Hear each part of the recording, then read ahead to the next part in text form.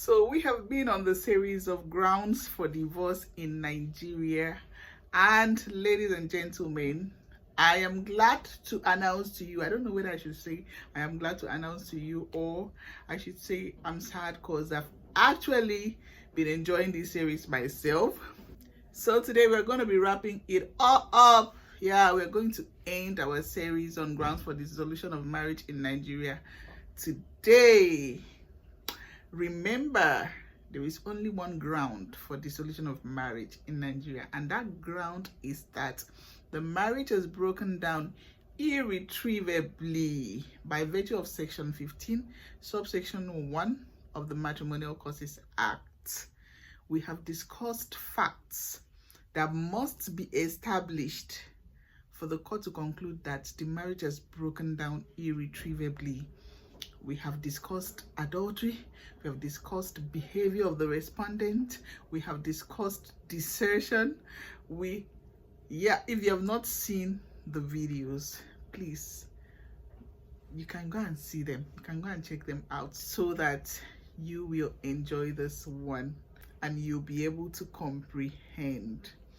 Welcome to my channel. This is Law Talks and Gist. If you're seeing my face for the first time, thank you for stopping by. Please do well to click on the subscribe button, like, share, comment, and kindly turn on the notification bell so as to be notified each time I upload a new video. And if you're a returning subscriber, now let's dive into the video. So another fact that must be established by the petitioner for the court to conclude that the marriage is broken down irretrievably is failure to comply with a decree of restitution of conjugal rights. Calm down. You know, I always explain and you will understand. Now, what this means is that if one of the spouse brought an application before the court for restitution of conjugal rights, and then the other spouse of which this application is brought against refuses to obey the court order, that is, the other spouse is in defiance of the order, that will be enough reason for the court to dissolve that marriage. Let me still come down and explain again.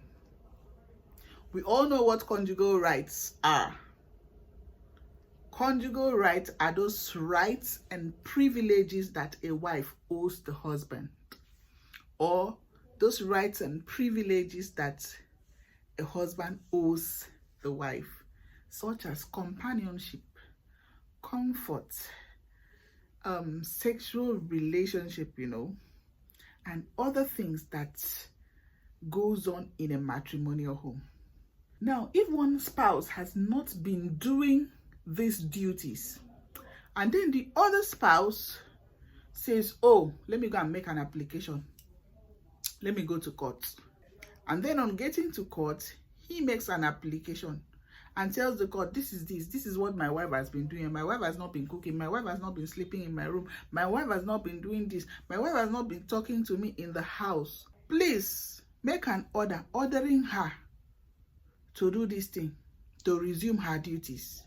Make an order ordering her to resume her conjugal duties. And then the court grants it. The court now says, hey, you wife, I order you to resume your duties as a wife, to start sleeping with your husband, to start doing all that you have been doing, to start giving your husband the benefits that he deserves. And then after the courts have given this order, the wife still remains adamant. The wife is still in defiance of this court order. She refuses to obey it for a continuous period of at least 1 year. After the court has given order, you are still behaving the way you used to behave for at least 1 year or more. At least 1 year. Then the law is saying that that is enough reason for the court to dissolve the marriage. If the husband goes back to court and say, I have done my best, please, she did not obey the court order, she has not resumed her conjugal duties, I want this marriage dissolved. The law is saying that that reason is enough for the marriage to be brought to an end. It is enough reason for the court to conclude that that marriage has broken down irretrievably. And then the last but not the least fact is presumption of death. Presumption of death is one other fact that a petitioner can establish for the court to conclude that the marriage has broken down irretrievably. So if the respondent has been absent for a very long time, as to provide reasonable grounds for the petitioner to presume that the respondent is dead, that marriage will be dissolved. Reasonable time, long time under the law has been prescribed to be 7 years. The respondent must have been absent for a period of at least 7 years. And there must be enough reasons to believe that this person is no longer alive. Reasons such as you have not heard from the person, no communication at all for 7 years, nobody has even said they have seen this person somewhere. No call, no text message, no inbox, nothing. Imagine someone being absent for 7 years. You've not seen the person even on TV by mistake. You've not seen any letter. You've not heard any rumor anywhere that this person was seen. There is every reason for you to believe that, oh, this, my spouse, is no longer alive.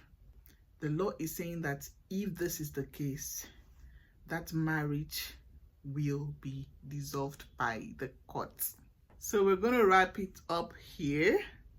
Let me know under the comment section if you enjoyed this series, and please kindly drop some questions related to this series. And even if it is not related to this series, as long as it is related to law, Nigerian law, drop it on the comment section. And if you also have any topic you would want me to talk about, let me know under the comment section what you think.